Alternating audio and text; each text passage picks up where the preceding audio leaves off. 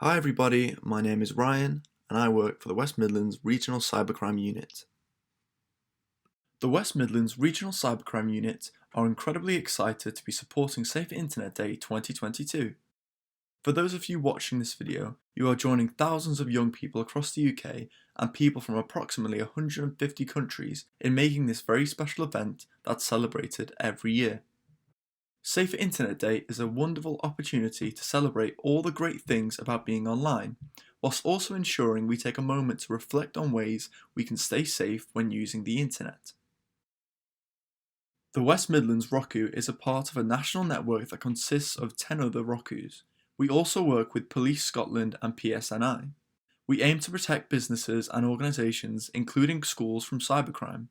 We also help teach people how to keep themselves safe when online. In the West Midlands, we cover 4 different police force areas, but in total, our network helps cover 43 different local police forces all across the country. The theme in this year's Safer Internet Day is All Fun and Games. This theme will allow us to explore how we should treat, respect, and manage our relationships when online. Through Safer Internet Day, we hope to inspire a national conversation about using technology responsibly and creatively. With this in mind, it's important to understand that technology and the internet are used very often in our everyday lives. Whether it's for social media, for work, research, all of it's important. It's vital that we understand how our behaviour can affect others, particularly when using social media and when gaming online. Here are some tips for online safety. Firstly, choose a safe username. Make sure this username is appropriate and sensible, as you will be using that username permanently on that account. Also, you must be careful what you share with others. Now, this is something to consider with online sharing. You may offend another person or share personal and sensitive data that cyber attackers may use against you.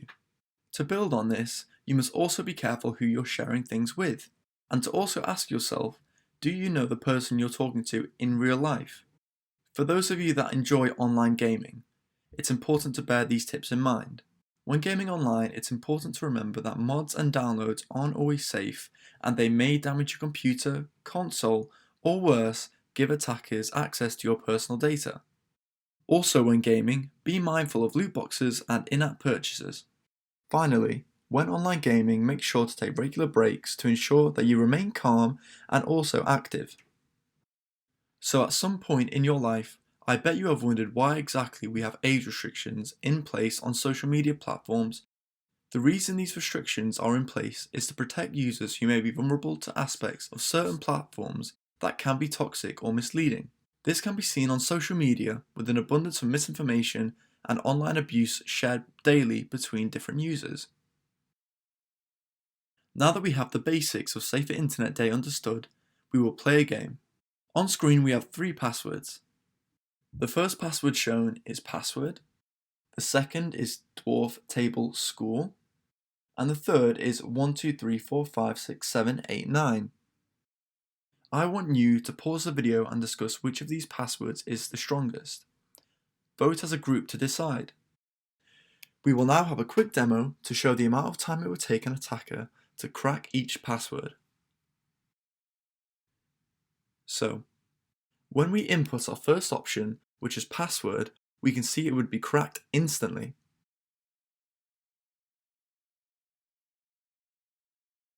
Next, when we input dwarf table school, it would take 43 million years to crack, which is much better. And finally, when we input 1234567889, this would also be cracked instantly. To add to this, when we include numbers and symbols in our strong password, it increases its strength even more, making the time to crack 7 quadrillion years.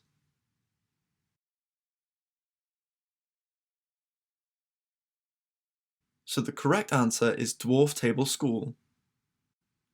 The importance of having a strong password cannot be overstated. The NCSC guidance for passwords suggests that we use a password made up of 3 random words. For example, dwarf table school. To increase our account security, we should also include numbers and symbols for our passwords. This is because hackers can crack simple passwords very quickly. meaning some accounts could be vulnerable if a weak password is used. So, now we are moving on to 2FA. So what does 2FA actually mean? Well, 2FA stands for two-factor authentication, which is a type of multi-factored authentication that can strengthen your account security if enabled. But how does two-factor authentication work? Two-factor authentication uses two methods to verify your identity when signing into an account. This would be your username and password, along with an email or text received to a specified personal email or phone number. You can upgrade your security massively by understanding and enabling this feature. So now we wonder, how is this useful to you guys? Well, this information is useful for everyone that uses online accounts. Strengthening your security is always a positive, and it will lower the chance of an attacker breaking into your accounts. Two-factor authentication can be enabled on almost any modern device and is available on gaming services, social media platforms, banking services, and almost any app where you log into their service. We will now discuss money mules. So, what exactly are money mules? You can pause the video and discuss with the person to your left, but here's a quick hint. It doesn't involve any animals. So, a money mule is actually a term used to describe a young person targeted by criminals, normally through social media posts or messages. Money mules are used to transfer money acquired illegally in person through a courier service or electronically on behalf of others. Following this, it's important to know how money mules are caught and how to protect yourself. Banks can monitor all account activity, so if a suspicious transaction is made, the bank can question the account holder and report them to the police if necessary. This is a very normal way in which money mules get caught. If an account holder is convicted of being a money mule, they could be sentenced up to 14 years in prison. It's also important that those of you watching now understand exactly what it looks like for a criminal to be searching for money mules. This is crucial as they will target children your age. If you receive messages or see posts similar to those seen on screen, please report the account to the social media platform and the police. On screen is the Computer Misuse Act. The Computer Misuse Act protects personal data held by organizations from unauthorized access and modification. These 5 clauses cover a range of offences including hacking, computer fraud, blackmail, and viruses. Pause the video and have a good read of these. You will be tested in the Kahoot quiz which will feature later on. We will now go through some examples of what crimes will look like under the Computer Misuse Act. So, an example of a crime convicted under Section 1 of the Computer Misuse Act would be this. You shoulder surf as your friend enters their username and password. You remember their login details, log into their account, and read all their messages.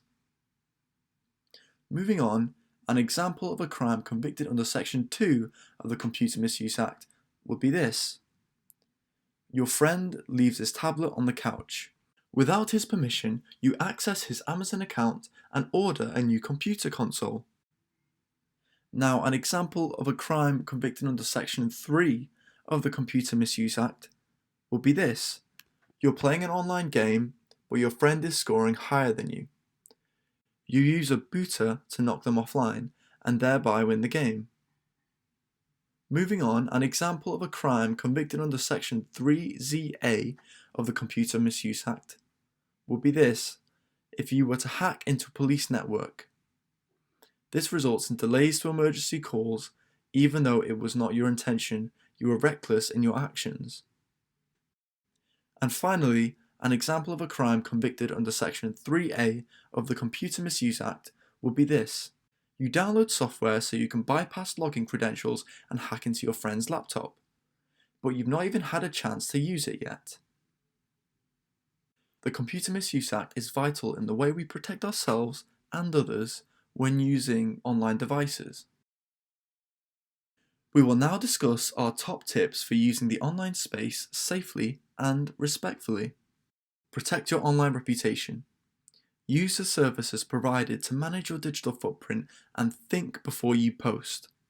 Content posted online can last forever and could be shared publicly by anyone. Think about what this means for your future career. Know where to find help.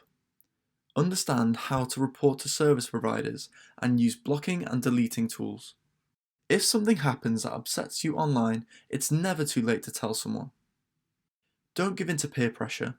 Keep calm and keep in control. Once you've pressed send, you can't take it back. Respect the law. Use reliable services and know how to legally access music, film, and TV you want. Acknowledge your sources. Use trustworthy content and remember to give credit when using others' work and ideas.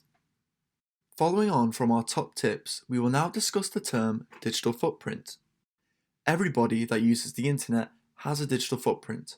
This term refers to the entirety of a person's information that is posted online, and this includes pictures, videos, status updates, and anything really that is publicly posted online. So why is this important? Well, criminals can use this publicly available information to steal your identity or use it to make phishing messages more convincing. We will explain phishing soon in more detail. So now that we know this, how can we prevent it? It's important to think about what you're posting and who has access to it. Also consider what your followers and friends need to know. It might also be good to have an idea about what your friends, colleagues, or other contacts say about you online. As mentioned, we will now explain what phishing is. Phishing is another important scam to be aware of. Phishing is a social engineering technique where an attacker sends a fraudulent message designed to trick a victim into revealing sensitive information or to download malicious code to the victim's system. The most common form of this scam is through emails and texts. So now we ask, how will phishing likely affect you? Firstly, how many people watching this video have ever received a phishing email and know what phishing is? Please pause the video and raise your hand if you have ever received a phishing email or you know what phishing is.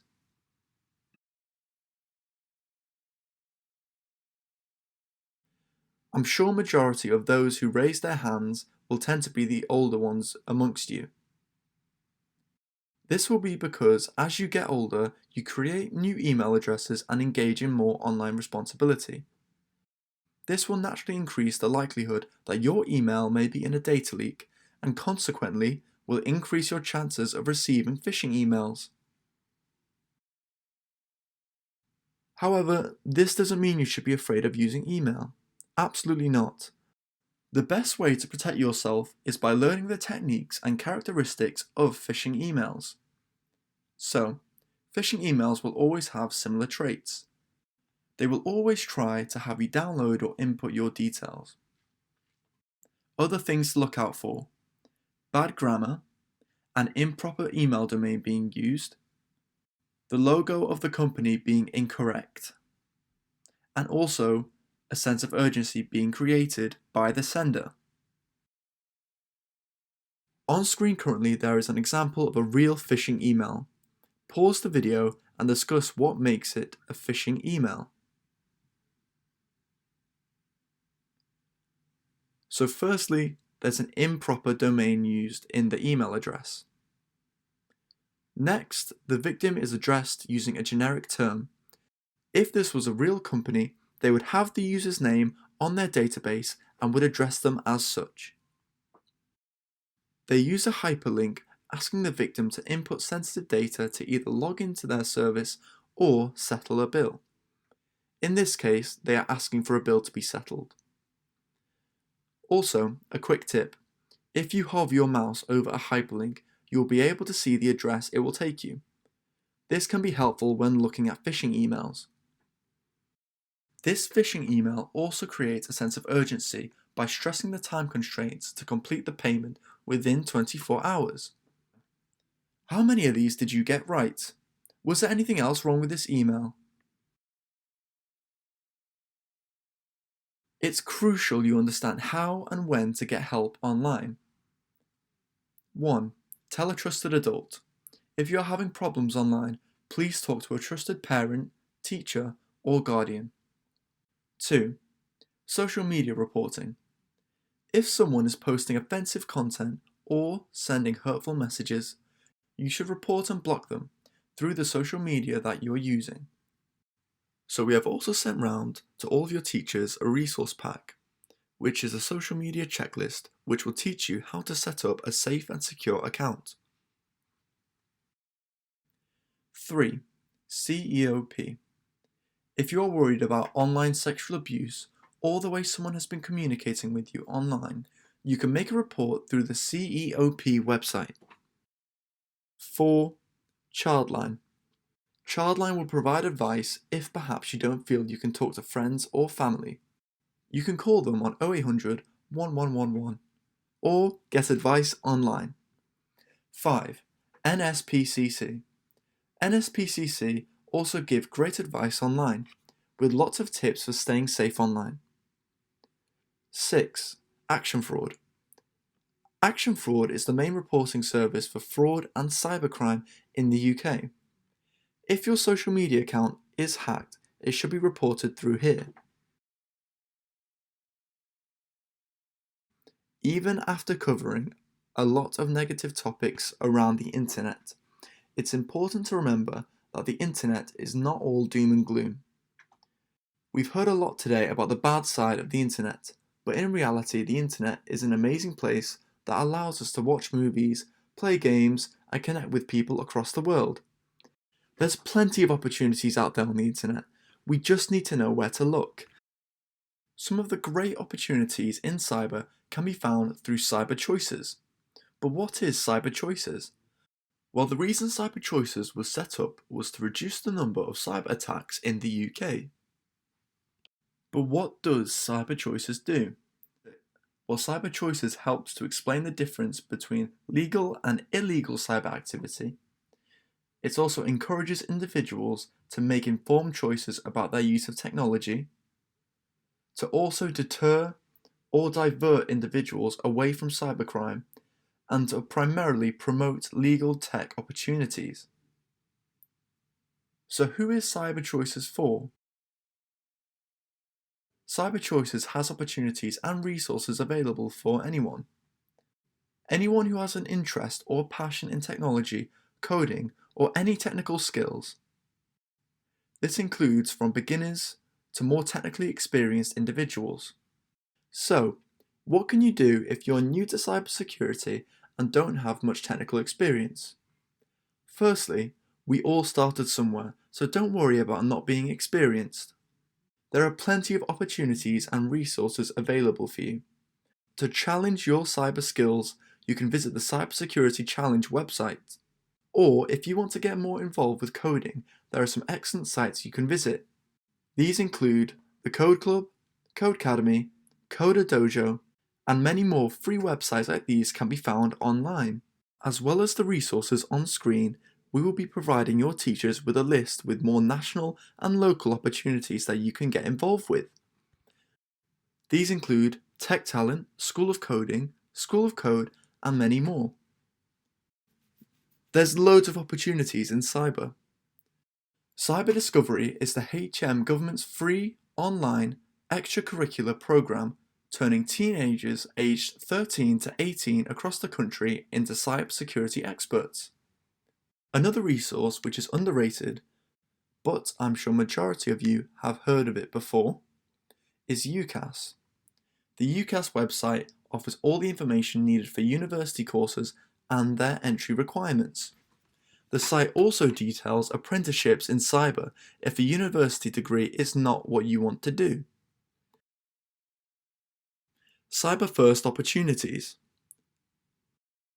One of the big programs offered by the government is the Cyber First program. The Cyber First program allows for great opportunities for those who have a passion for technology or those who are just beginning to take an interest. The age ranges from 12 to 18 years old, which means for every age group in secondary school, there's opportunities and resources available. For 12 to 13-year-olds, there's the Cyber First Trailblazers and also the Cyber First Girls Competition. Cyber First Trailblazers is a free half-day event created for Year 8 students. The event is designed to showcase the varied opportunities that can be achieved through the understanding of how technology is used in the workplace. During the Trailblazers, you can also learn to use digital forensics equipment to identify the first person who has contracted a disease and also look into creative computing. Creative computing looks into how creative design, art, and technology can all work together. There is also the Cyber First Girls Competition, which encourages girls interested in cyber and technology to collaborate in a creative competition. It's important to remember that whatever your ability, from beginner to expert, the Cyber First Girls Competition is an opportunity to learn something new about cybersecurity. Moving on, from ages 13 to 14 years old, there's Cyber First Adventurers. This is the second in a series of events which is being created to highlight the varied roles and jobs that both exist and involve technology in the workplace. The event comprises of the data games.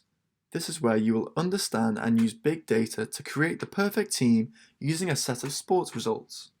More games are included on the course, such as Crack the Code and 3D modeling. 3D modeling gives you the chance to create your very own model using 3D design software and a 3D printer. From the age of 14 to 15 years old, there is the Cyber First Defenders. Cyber First Defenders is a free course aimed at 14 to 15-year-olds. The course is a valuable introduction on how to build and protect small networks and personal devices. Plenty of valuable information is learnt on this course, including identifying common cyber threats and their impact, designing first-line cyber defenses, and much more. From 15 to 16 years old, the Cyber First Futures course is available. It's a free course aimed at 15 to 16-year-olds. Here, you'll explore advanced cybersecurity threats to devices, apps, and software, then discover ways to prevent them. The course is an insight into not just the method, but the motivation for cyber threat. You'll explore legislation, study typical behaviors of likely cyber attackers, and apply your understanding of how to protect networks. Next, there is a Cyber First Advanced course. This is a free 5-day residential and online course aimed at 16 to 17-year-olds. Now, on this course, you'll hone the skills and behaviors you need to enter the cybersecurity or computing workplace for real. The course is designed to expand the knowledge of students already studying computer science, or who have an interest and aptitude for computers. For 17 and 18-year-olds, there's a lot of future options available. For example, the Degree Apprenticeship Program. School leavers can dive straight into the world of work, getting a full degree in the process. You'll undertake a 6-degree apprenticeship, learning about everything from code to emerging technologies, with a potential full-time role at the end of it. As well as this, for 17-year-olds, there is a university bursary. With our university bursary, you can enjoy the full university experience, safe in the knowledge that you've got a cyber career ready and waiting for you afterwards. The program is split into 3 chunks. Firstly, the university will pay a £4,000 bursary per year, tax-free, to support your course. Secondly, each summer you'll complete either Cyber First Academy training or an 8-week training placement in government or industry with a summer placement payment of £2,000. Thirdly, after graduation, we'll aim to place you in a graduate level cybersecurity role. It's an opportunity that will lead you into a future where you can influence vital cybersecurity decisions. It's a chance to play a pivotal role in our digital society. Check the NCSC and CyberFirst websites for more information. The future of cyber is bright for the coming generations. Jobs in cyber are never boring. Many times you will hear cybersecurity experts say that no 2 days are the same, and you will be constantly learning throughout this process.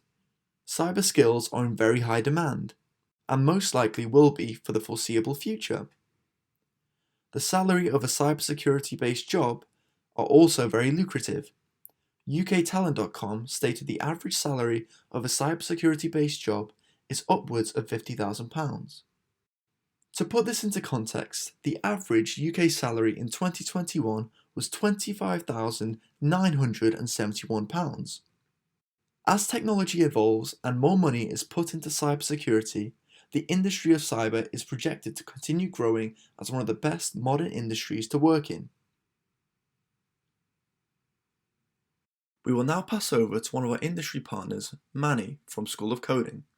School of Coding is based in Wolverhampton and they offer coding lessons for young people between the ages of 6 to 16.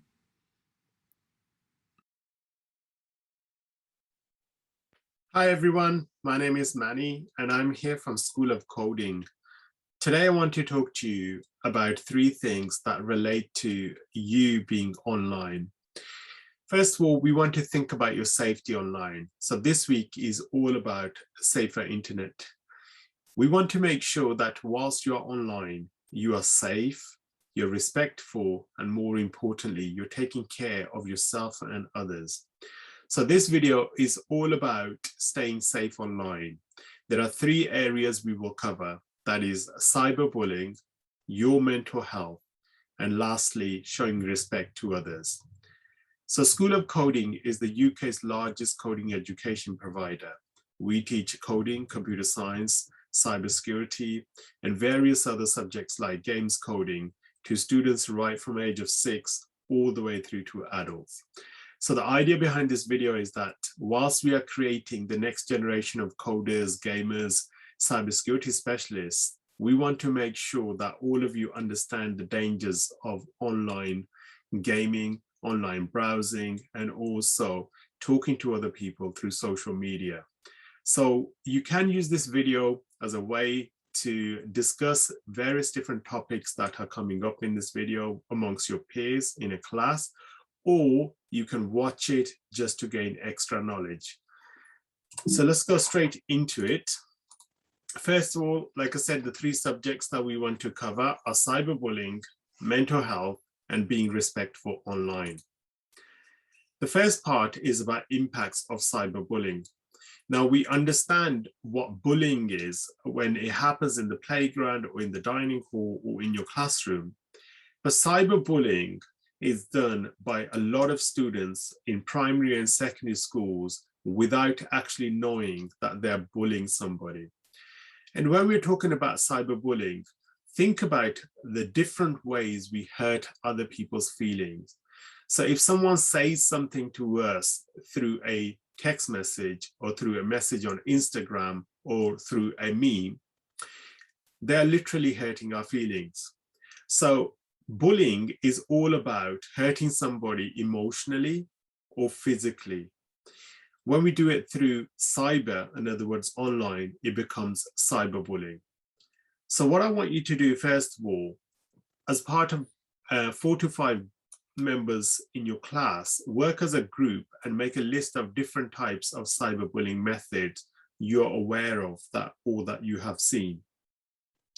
Once you've done that, I want you to take a moment and discuss it amongst your peers and think about how you can change your own behavior and help others change their behavior so that they don't hurt other people with their messages or through their actions online. So I'll give you a moment and then we'll return back.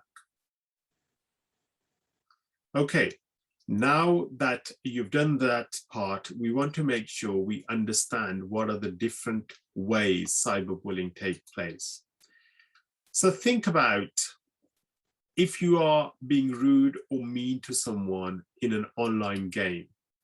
Now you might find it funny because you might be working as part of a group amongst your friends, and you might be talking to somebody from your school or out of school you've never met before, or somebody you go to meet in a playground every single day. If you are being mean online, okay, that is cyberbullying. Sending and sharing mean messages on WhatsApp, on Instagram, or whatever else that you use online, such as social media applications or through even email. Sharing messages that hurt other people's feelings is known as cyberbullying too. So we want to make sure that we understand that cyberbullying is not just one area. It extends into various different parts. So spreading rumors online about someone else. This happens quite a lot in both primary and secondary schools, because what tends to happen is somebody is bored, they make something up about another student, that then passes on to someone else through WhatsApp or through Instagram, and it picks up pace. And when it picks up pace, it becomes a problem for the student who's the victim. Now, they may get impacted mentally, or they may even get bullied in school. So think about your actions as to what you are doing and how it's impacting others. Now, the last part is about pretending to be someone else to spread hurtful messages online. So in other words, creating a fake account or disguising yourself to be someone else. You may find that a lot of the time, fake accounts are set up in order for someone to hide themselves. If you're someone who's doing this, think about the impact it has on you as a person. First of all, you'll become a liar. You don't understand the difference between what is real and what is fake. You don't understand the difference between what is lies and what is truth. Because in order for you to cover up one lie, you have to lie 4 or 5 times again. And once you start doing that, you have to keep that fake account going. Now, what I want you to do, if you do have a fake account, if you have done anything like this, is to close down that account immediately, because that account may lead to criminal activity later on, which may get you into trouble. And we don't want to do that. We want to make sure that you are safe online. Let's move on to part 2, impacts of cyberbullying on your mental health. Now, we just briefly discussed how cyberbullying impacts others. People go through emotional traumas, physical traumas, and also they end up losing their place in society as a person because of actions taken by others online. What I mean by that is, imagine you are bullying somebody through Instagram or WhatsApp. Let's say that you are sharing an image which somebody else shared and you're passing it on to your friends and others because you find it funny. The victim obviously knows this is happening. And when they come back into school, or when they find out that it's been shared amongst thousands of people's accounts, they're obviously going to be hurt. But you don't know what action they might take. Now, if you go and look for some stories on YouTube, you will find that so many young people hurt themselves because of others' actions. We want to make sure that we're not hurting others' feelings. And this week is all about that. Make sure you are keeping yourself safe. Make sure that your actions are not impacting your own mental health. Your mental health will definitely get impacted if you're somebody who's creating fake accounts, if you're somebody who's passing images of others around, if it's somebody who's bullying somebody online. However, if you are someone who's a victim, if you are someone who's getting bullied online, speak to your teacher, and worst case scenario, speak to your parents and tell them to speak to the police, because it's very important that you take action. We don't want you to suffer in the dark. We're here for you. So your mental health is very, very important to you and also to everybody else who loves you. So when you are online, if you're playing games, make sure you're always thinking about your mental health. Whether you are playing with your friends or with unknown people, if you feel like the game is stressing you out, just shut the computer down, okay? Whether you're playing on Xbox, whether you're playing on PlayStation, whether you're playing on PC, it does not make any difference. You can always come back tomorrow. Don't let the online gaming impact your mental health. If you are someone who's browsing social media late at night, you want to make sure that you set some rules for yourself. Maybe give your phone to your parents. If you don't want to do that, then put your phone away at least 2 hours before you go to bed. Because if you don't, the light of the phone will keep your brain ticking and you won't be able to sleep properly. Next day, it will impact you in school, and slowly it will start impacting your mental health. Therefore, we want to make sure that your mental health is kept in good shape by you focusing on yourself and not using your phone to just browse. We want to make sure that you get the best out of the internet. Of course, you're going to go on social media. Of course, you are going to enjoy yourself browsing, doing various different things, and do that. We want to make sure that you use the internet to grow your knowledge, to fill up your spare time if you want to do that for a few hours a week. But also, we want to make sure that it's not taking over your life. So keep an eye on how much time you're spending online. Talk to your friends, talk to your family, talk to your teachers, and tell them if you think it's impacting you. The third part is about understanding the effects of cyberbullying and how it impacts our mental health and also our physical health. First of all, when we create an account, or if we get involved in cyberbullying, we know it makes us angry, it makes others angry.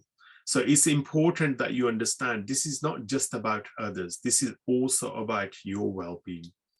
So anger is a big part of cyberbullying. Whenever someone sends us a message that we don't like, we get angry. We then do what we call a revenge reply or revenge image sharing. And we want to put a stop to that straight away. If someone sends you a message that you don't like, just give yourself 2 minutes before you respond back to them. You'll be a lot more calmer and you will think clearly. Now, people who get bullied online often go into isolation. So what that means is they like to stay away from everybody else. The problem you have is cyber is everywhere. So in other words, the internet is everywhere. And it's our job to make sure we keep ourselves away from people who are bullying us, and we keep ourselves safe online. So if you feel that anybody is impacting your mental health online, you want to make sure you block them out. That's the first part. The second part is if you feel like your own actions are impacting your mental health, if you're spending too much time online, then put some controls in place. Speak to your teachers, speak to us at School of Coding. We will help you. Speak to your parents. Because if you don't, it will lead to depression, especially if you are in secondary school and you're spending late nights on social media. All of those hours that you are lacking in sleep will impact your mental health and slowly put you into depression. We want to make sure that if you are getting bullied online, or if your mental health is getting impacted through your own use of mobile phone or through internet on PCs, we will help you break out of those cycles. But you have to first take some steps yourself as well. And then that will lead to illness and also getting shown up within school. Whether you're a bully, whether you're a victim, you will both be impacted through illness of depression if you don't take care now. So we want to make sure that we understand how cyberbullying impacts our mental health, which then later leads to physical well-being that gets affected. Okay, let's move on to part number 3, being respectful online. This is the last part I want to cover with you. Because the internet is open to everyone across the world, there are no rules. So what that means is there's nobody who's actually setting rules, unlike in a school playground or in a dining hall. So you want to make sure that you understand your own rules, rules that are put in by your parents, rules that are put in by your other family members, and also rules that you're putting in yourself. Now, for the first rule should be that if you are online, you want to make sure that you don't become somebody who hides behind a screen and behaves like a keyboard warrior. What a keyboard warrior does is they pretend to be someone then really not in real life. So show respect as if the person was present in the room with you. This is really important. When we are online, often we start behaving in a way which we don't normally do when we are with other people in real life. Being online is pretty much the same as being in a physical room with someone. So showing respect to others is very, very important, because if you don't, you will build a behavior that will last forever with you, especially when you grow up, you go to university or go to get a job. You will be the person who creates all the problems. You will be the person who will be known to not have anger issues. You'll be the person who's known to spread rumors. And I'm sure none of you want to do that. So it's important that you understand that cyberbullying impacts your mental health, but only if you control it, it can be helped. And we want to make sure that this week we spend a bit of time thinking about our own actions. And I'm going to do that myself too, as to how I behave online. And I want all of you to think about what your behaviors lead to when you are online. So whether you're browsing the internet for your homework research, or whether you are searching through someone's profile on Instagram, or whether you're sending somebody a message on WhatsApp, always think about your action. Now, the last part is you want to make sure that you stay safe online from others. There are a lot of people who may want to hurt you online, both emotionally and physically.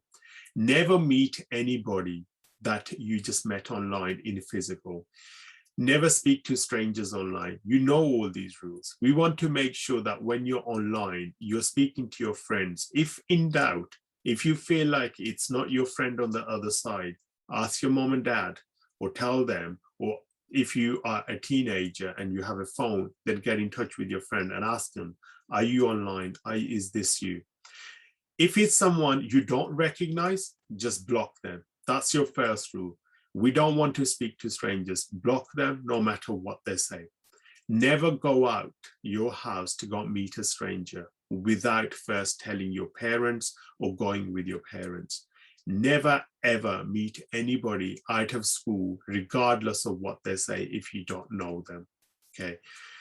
I hope all of you enjoy a Safer Internet Week. We are always here for you at School of Coding. If there is anything at all that you need from us, do go to our website, socklearning.com, drop us a message, and be more than happy to speak to you about any issues you're having about e-safety online. We wish you the best of luck. Take care.